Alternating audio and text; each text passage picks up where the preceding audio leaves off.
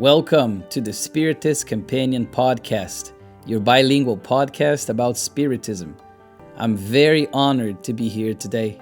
My name is Yuri Castro, and I'll be your companion on this journey where we will study, reflect, and put Spiritist teachings into practice. If you enjoy what you hear, don't forget to subscribe and tune in every Monday for our weekly episodes. Today, we'll be exploring one of the most universal questions of human existence. What happens after we die? This is not just a philosophical or religious curiosity. It's a deeply personal question that every human being asks, especially in moments of loss, transition, or spiritual curiosity or awakening. Shall we study? Starting with a message from the Spirit Emmanuel through the hands of Chico Xavier, we have on the book Thought and Life, message number 29, where he says that to die means to enter even deeper into the world within ourselves. Immediately after death, the images that will prevail are those more deeply etched on its surface. Death gives a certificate at the completion of each repeated experience to which we have adjusted ourselves, as every spirit more or less transforms himself into what he keeps in his mind. Emmanuel is already telling us here that we will be living in the world that we cultivate through our thoughts, because after we die, he says that we dive even deeper into the world within ourselves. So what sort of thoughts are we carrying? What sort of thoughts are we cultivating while here on earth? One thing that perhaps is very common to us all, and we see this across multiple religions throughout the last thousands of years, is the fear, or at least the curiosity of what happens after we die. So this fear of death we learn through Allan Kardec in the book Heaven and Hell comes from this wisdom of providence, because it's a consequence of the instinct of self-preservation that is common to all living beings. No living being wants to die. They all try to escape death because it's a preservation of life, is an instinct that they have. But this fear in man is necessary as long as man is not sufficiently enlightened about the conditions of the future life. So it functions as a sort of counterweight or counterbalance so that the person does not neglect the body, which is this blessed instrument that we receive that will help our moral advancement, that will help the advancement of our spirit, which is the one that truly matters. What is death actually according to Spiritism? For that, let's go to the question 149 of the Spirit's book by Allan Kardec, when he asks, what becomes of the soul at the moment of death? And the spirits will reply by saying, it becomes again a spirit, that is to say, it returns to the world of spirits which it had quitted for a short time. In other words, we don't die necessarily, not with the finality that we're used to thinking about it. We return to the world of spirits which we had quitted, which we had left for some time, usually a little less than 100 years, if we're going to live a quote-unquote full life here on earth. We go back to our true home, therefore, the spiritual world where we came from before this reincarnation. And that's important for us to realize, that we're actually going back. We're not going somewhere unknown. We're actually going back to a place that is very often known to us. Spiritism teaches us that life continues, therefore, after the death of the physical body, and that the soul, the immortal spirit, simply detaches and continues its journey. So therefore, death, in the Spiritist view, is not an end, but a transition. It's the end of a cycle, a very natural cycle of evolution that the spirit goes through. In the book Heaven and Hell, Allan Kardec dedicates entire chapters to describe what spirits report about the moment of death and what happens just after. We learn that death is simply the destruction of the body. That's something that's very common to them all. In cases of morally prepared individuals, the soul detaches itself gradually and peacefully. But this detachment isn't always the same for everyone. In reality, my friends, the way we live influences the way we die and how we awaken in the spiritual realm, in our true home.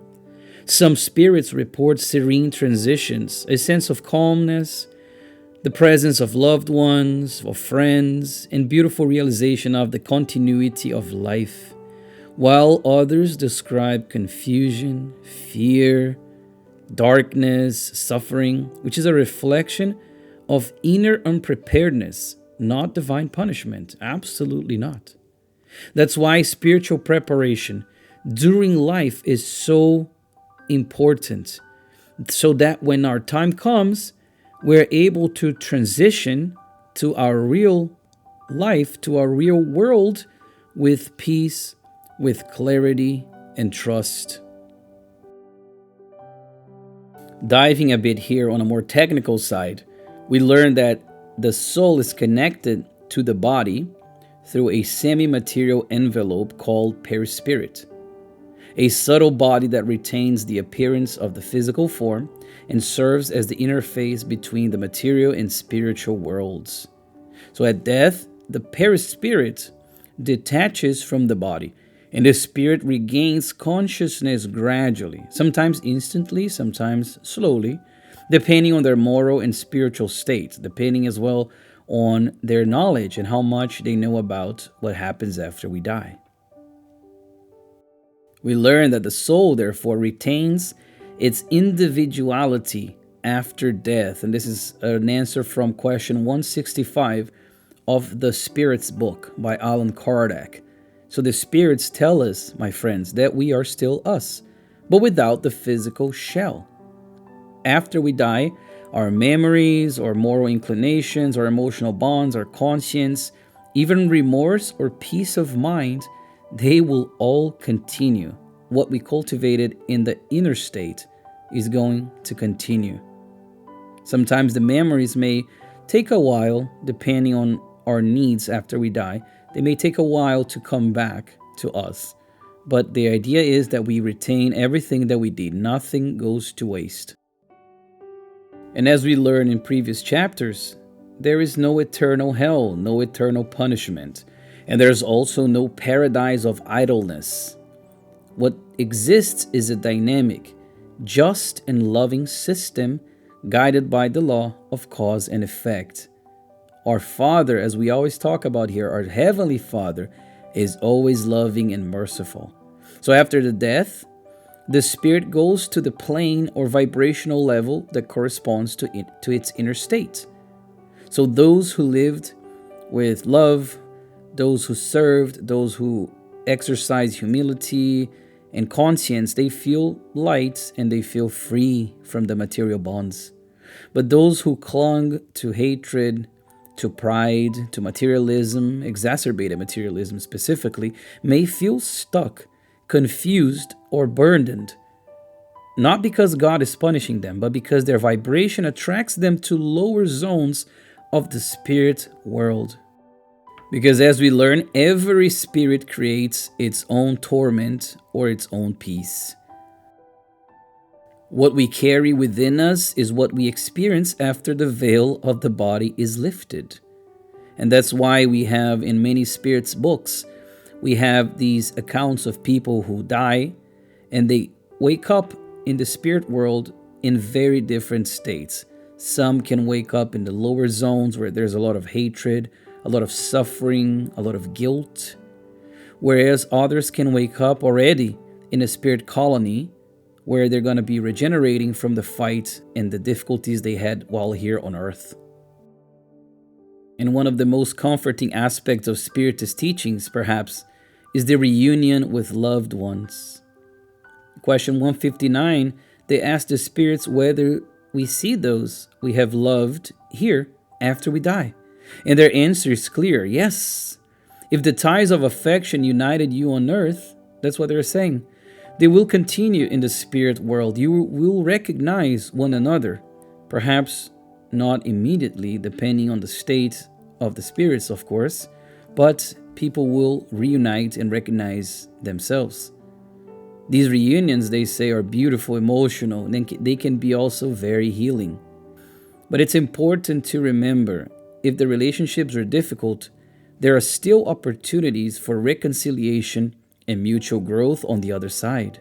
Because death does not sever the bonds of love.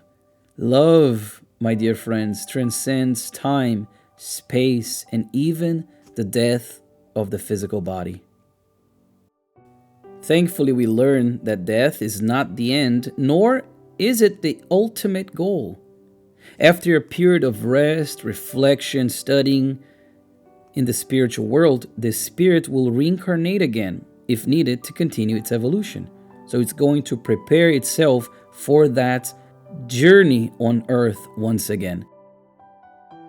So the cycle of life, death, life again allows the spirit to grow gradually, to repair mistakes, to develop virtues, and fulfill its divine duty.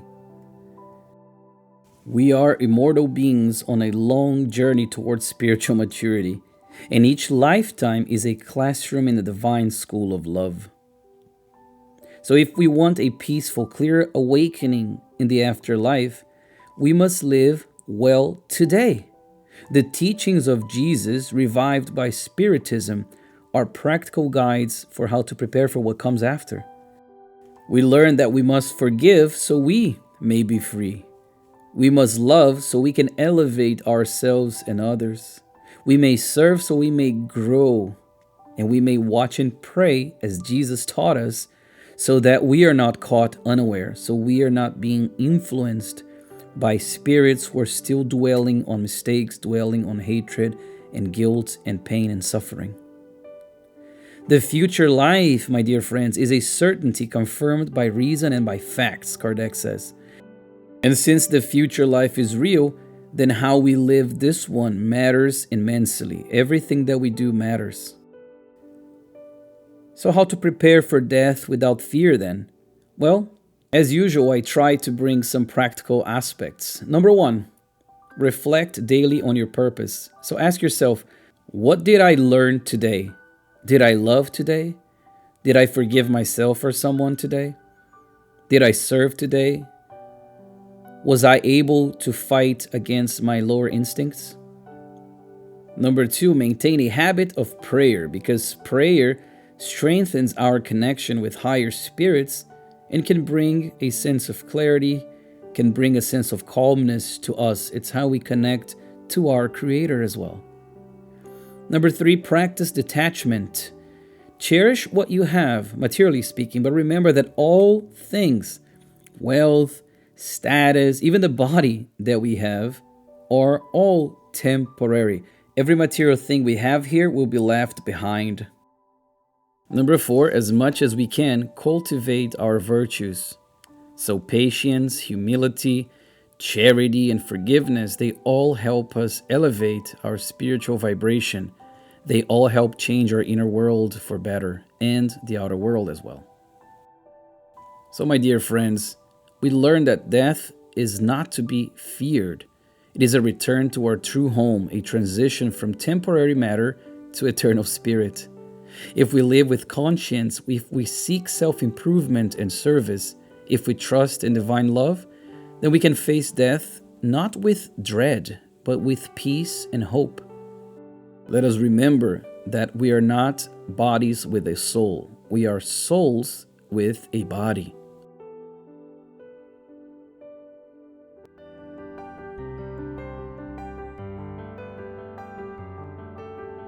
Thank you for joining me for today's reflection. If this message brought you peace, clarity, or comfort, share it with someone you love. And until next Monday, live with love, serve with joy, and walk with the confidence that life, true life, never ends. With fraternal love, your Spiritist companion.